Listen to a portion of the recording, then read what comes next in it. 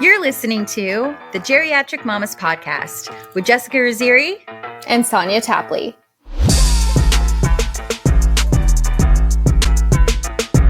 Well, this week's episode is going to be a really special one. But first, we just kind of want to talk about the tragedy that's developing and happening in Maine right now. Last night, there was a shooting in Lewiston at a bowling alley and at a bar. 18 people have been confirmed dead, unfortunately, and 13 more are injured. And they're, being taken care of at Central Maine Hospital and Maine Medical Center, and hopefully everyone pulls through and is okay out of the injured victims. But we just are, this is our home state, so we are more than heartbroken. They haven't released any of the names of the deceased or the victims. I'm sure that will be coming out shortly, but we know that there's going to be a lot of adolescents because of what was going on at the bowling alley. There was like a youth bowling program going on. My God, I didn't know that. Shooting. Yeah. I think teenagers, very tragic. I mean, I'm sure some parents were there too, but lots of kids. So we just want to, express our condolences to the victims' friends and family, and we are thinking of everyone, and the shooter is still at large. So we just hope that he is caught very, very soon. I know the border to New Hampshire is closed. I'm sure the border to Canada is looking for him. So right now it's just 18 hours after. So it's still very fresh and very new. But with that said, we just hope he's caught very soon. Yeah, seriously. Mm-hmm. I know.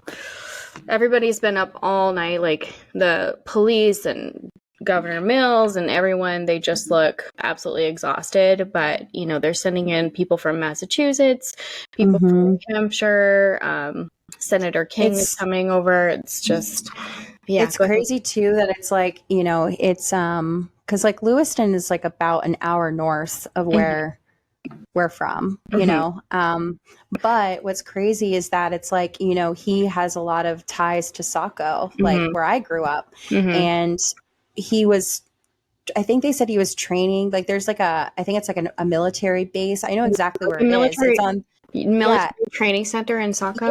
Yeah. It literally is on the same street that I used to go to daycare when I was little. So it's I know exactly where it is. And it's like, it's just crazy to think that it's like, this is already too close to home. But the fact that it's like hearing my hometown mentioned, like he could have snapped at any point before then. And it could have been happening in Saco. Like it's devastating regardless of where, but it's just, it's like you don't hear of these things in Maine. Like Maine is just kind of like that little, it's up in the corner. Nobody's like, everything's peaceful. Everything's fine. It doesn't happen. And it's like, here we are. So it's just all around heartbreaking. Right. It truly is. And I guess at what point do we all find our own private islands and just move there? I'm ready. I'm seriously ready. I know. We can take our little ones and just be safe. Yeah. But anyways, little GM army and just go live on an island somewhere. Yes, exactly. Yeah. Well, moving on, and we hope to have a great update next week that they have found him and, caught him, and, justice is done as much as possible in the early stages that it can be.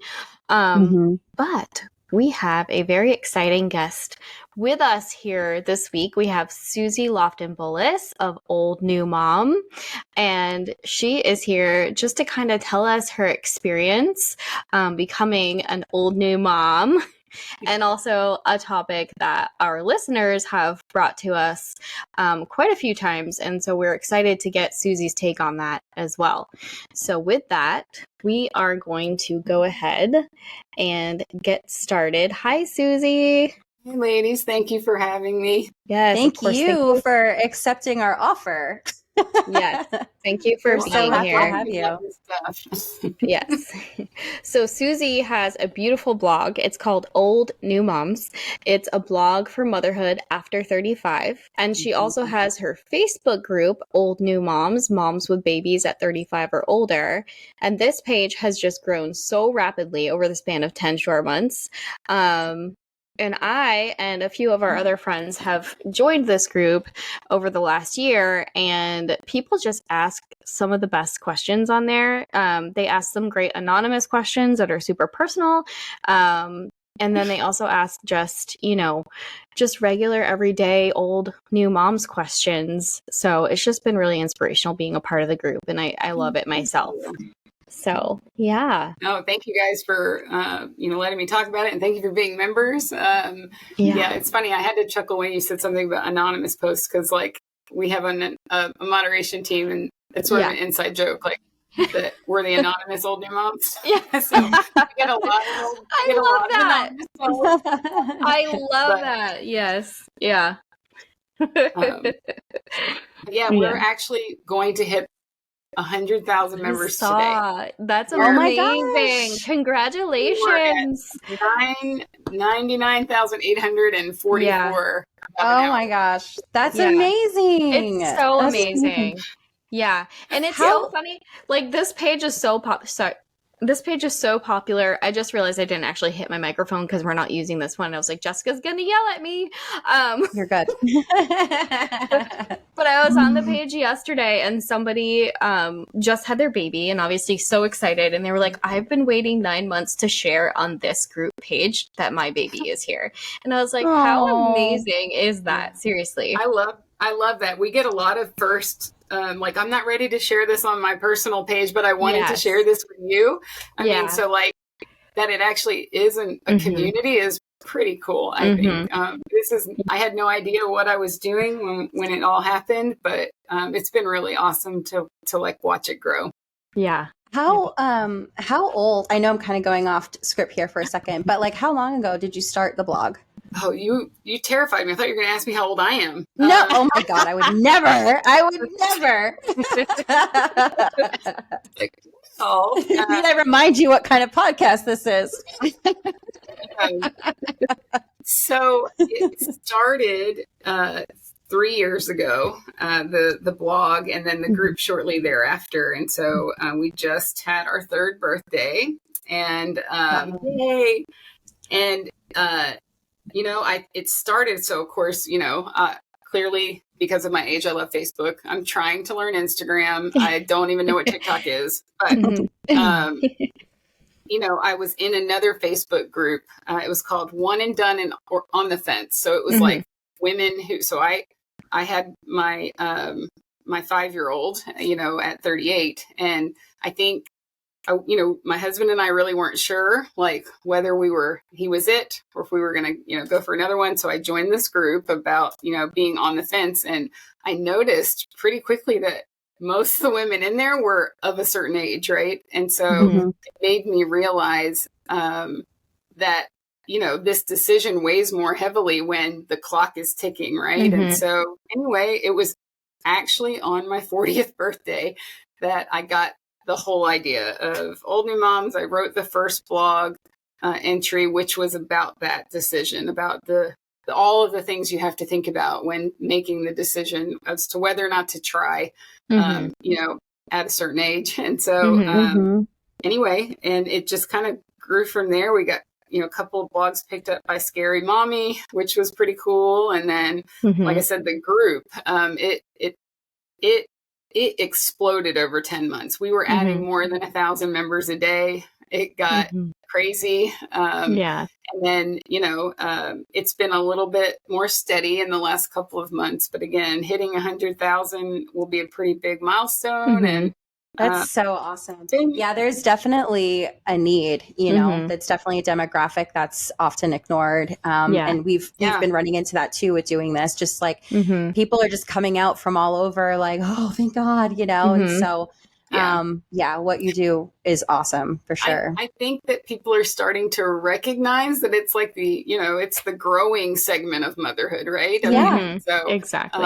I think, I think that marketing wise, people need to probably think about that too. I had a meeting with a diaper company who will remain unnamed, but they sent me like a slide deck, and the first picture was like a pregnant lady who I could have been her mother, and I was like, if you're really wanting to appeal to like my demographic, like maybe put a mom on there that was 80s, right, exactly.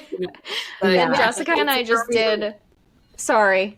It's so funny because we just did an episode last week about reversing menopause, and it's actually being done in Europe. So you never know, this demographic could not only keep growing, but get a little bit older too. So if it's ever legal in the US.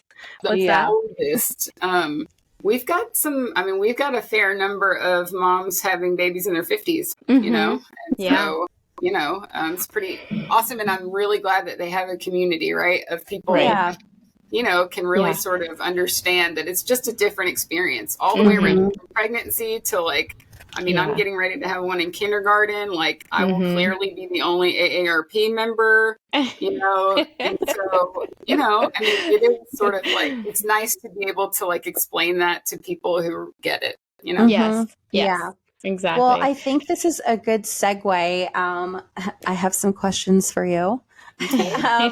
So could you tell us a little bit more about your journey to becoming a geriatric mama and your struggle to decide if you're going to have another baby at the age of 40? So, I think like a lot of women, I was super career focused and school focused. I got my doctorate in 2013. And so I was, really just not thinking, my biological clock just wasn't ticking at all, really. And so I met my husband. And, at the time when we got married, we kind of decided to table that conversation, right? And then it happened, right? Like 37. And it's like, oh man, Creeps up on you. All of a sudden, Yes. I did start, it was first time ever, like really started to think about whether or not, motherhood was something we, for me. And anyway, we made the call to go for it. And before we had a chance to change our minds, I will say I was super fortunate to, I know that a lot of our members and, women in this demographic, it wasn't an easy journey for them. I will say that in that regard, it was for me, right? It happened. I did not get a chance to think twice about that decision. So, but, sitting in the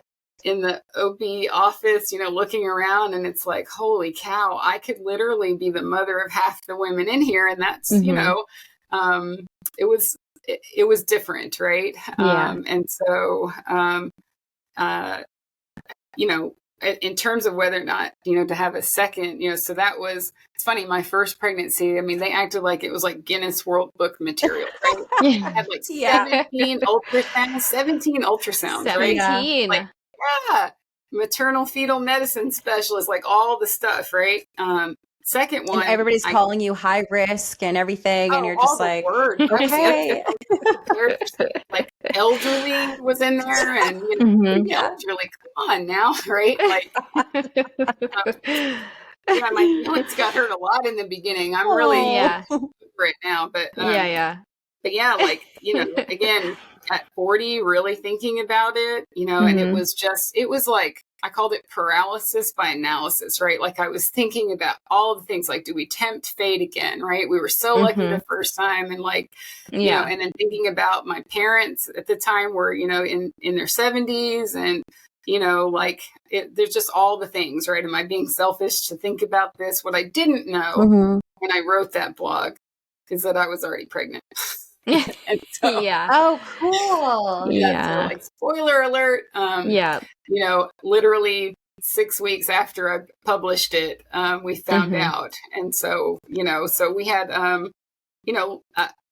thankfully for us, fate took the wheel, because I'm not 100% certain what decision we would have made.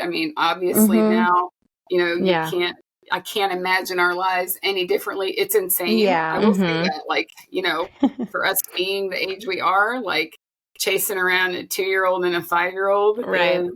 it's a lot of work. Everybody It's says a lot hard is work. you're right. Yeah. Like, so, but it's great. And, but yeah, second time around, there was no maternal fetal medicine specialist. They practically, I think we got 2 or 3 ultrasounds. That was also during COVID. So protocols were really different anyway, but. Right.